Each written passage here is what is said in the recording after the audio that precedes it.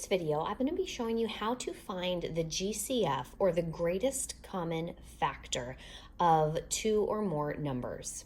All right, so the first thing I'd like you to do is write down this definition, pause if you need to. The greatest common factor, or GCF, is the greatest factor that two or more numbers have in common.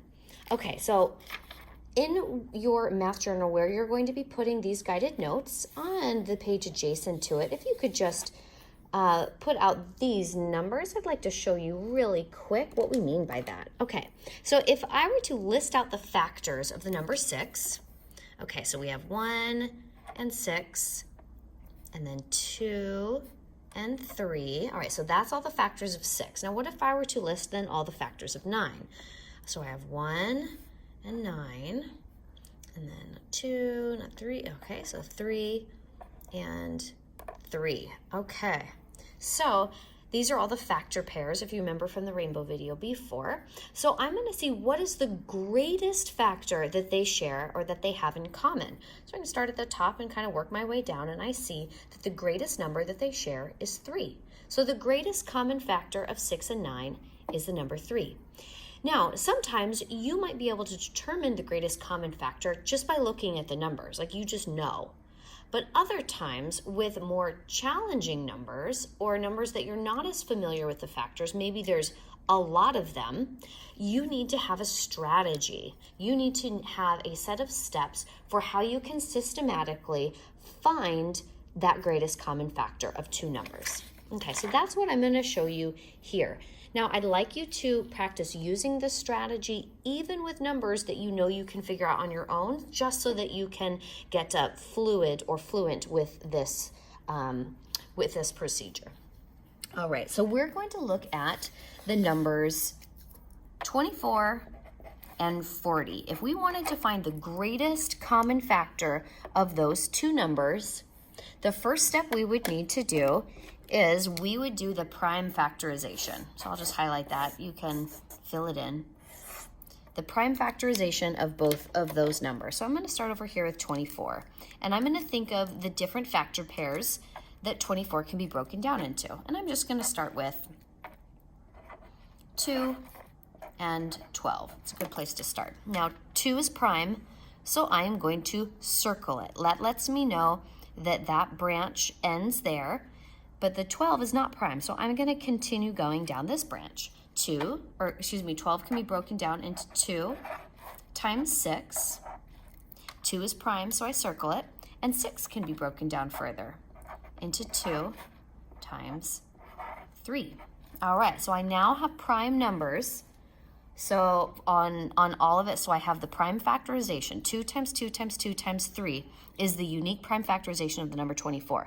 I'm going to go through the same process with 40.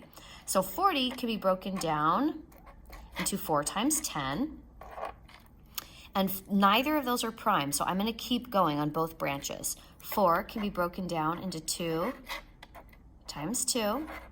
And then 10 can be broken down into 2 times 5. Now, it really doesn't matter which factor pair you start with. The prime factorization, your end result will be the same. So I could have started with 8 times 5, and then 8 would have been broken down into 2 times 2 times 2, and then the 5 is already prime, so that would have been it. For the 24, I could have started with 3 times 8. I could have started with 4 times 6. It doesn't matter which factor pair you start with. The end result will be the same. Okay, so the next step I have is now I'm going to organize and compare the prime factors. All right, so I have 2 ways that I can go about doing this. I can either do it in a Venn diagram, or I can do it as a list. I'm going to show you both methods now.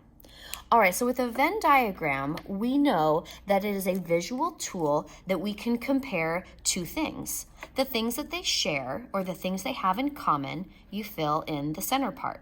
The things that one item has that the other one doesn't goes over here, and the thing that the other item has that that one doesn't goes over here. So we're going to do that with our numbers. So I see that they share a 2. They both share a prime factor of 2. So I'll just underline them for now. They share 1, 2, and I'm going to keep track of it and I'm going to place 1, 2 in that center part. I'm going to scan to see if they have anything else in common. Oh, look, they have another 2. And I'm going to take those and I'm going to put it here. Notice how this 1, 2 and that 2 collapses down to 1 because they have it in common. So I only need to write it once. And it looks like they share another 2. So I write it here. So they have 3 2s in common. And then what do they have that's not in common? It looks like we have a 3. So I'm going to put that over there, and a 5. And I'm going to put that over here. Oh, and don't forget to label which circle represents which number. That's going to be really important when we're working with 3 or more numbers. So don't forget that a little bit. All right, so now the greatest common factor, if you think about it, we want the thing that they have in common. So that is just this bit here, the overlapping part of the Venn. Now the overlapping part of the Venn is 2 and 2 and 2. So I'll write that out here. That's going to be 2 times 2 times 2, which is going to equal 8. So the greatest common factor of those two numbers is 8. All right, so I can use another process for organizing and comparing. I can also make a list. So I'm going to take those two numbers, 24 and 40. I'm going to put one here, 24 and 40. And I'm going to list out those factors. So 24 is equal to 2 times 2 times 2 times 3. And 40 is equal to 2 times 2 times 2 times 5. Now I'm going to find what they have in common. So I see they share a 2. I'm going to circle that and bring it down. And that brings me 1, 2. They share another 2. So there it is there. They share another 2. So there it is there. And I'm going to check the last bits. Okay, a 3 and a 5. Those are not in common, so I don't bring them down. So 2 times 2 times 2 equals 8. And notice how you get the same result.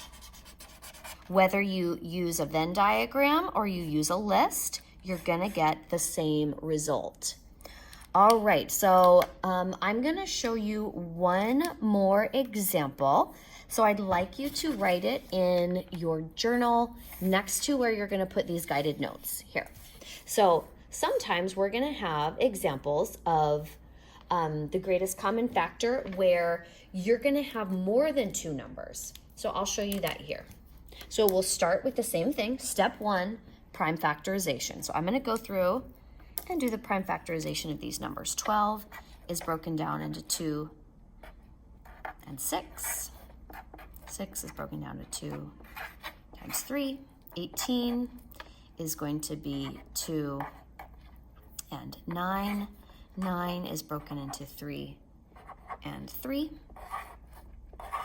And then 24, I can do 3 and 8, which is broken down into 2 and 4. 4 is broken down to 2 times 2. Okay, now my next step is to do the prime factorization.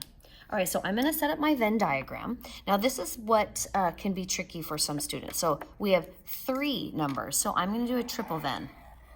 So 1, 2, and then my third one I'm going to put down here, intersecting. Now this section here is the section that they all have in common. This is the one that's going to be the most important. All right, so here we go. What do they all have in common? I'm going to scan my trees, and I see they share a 2. And I'm going to mark them so I don't lose track, and it's going to go in the center. They have that in common. Okay, I see a 2 here, so let's scan. Does 18 have another 2? No. 24 does, though. So what I'm going to do, let's say this is, circle represents the 12, this one represents the 18, this one represents the 24. I'm going to do the 12 and the 24 share a 2, so I'm going to put it in this part of the Venn because this section is the overlap of 12 and 24, but not 18. All right, next thing, I'm going to scan to see if they share a 3, and they do. So 3, 3, 3, and that collapses down to 1, 3 here. And we've done, this 2 is already in that section, that 2 is in that section, and now we're gonna check to see if there's any leftovers. So 18 has a leftover, so we'll put it here in the unique part of 18, and 24 has an extra 2 over here. Now, for the sake of the greatest common factor, these little extras on the outside aren't really important, but they will be important for another thing. So get in the habit of recording them into your event. So now we see that what they have in common is 2 and a 3. So we're gonna write out 2 times 3 equals 6. So the greatest common factor of these 3 numbers is 6. Okay, that's it. If you have any questions, we'll go over it more in class.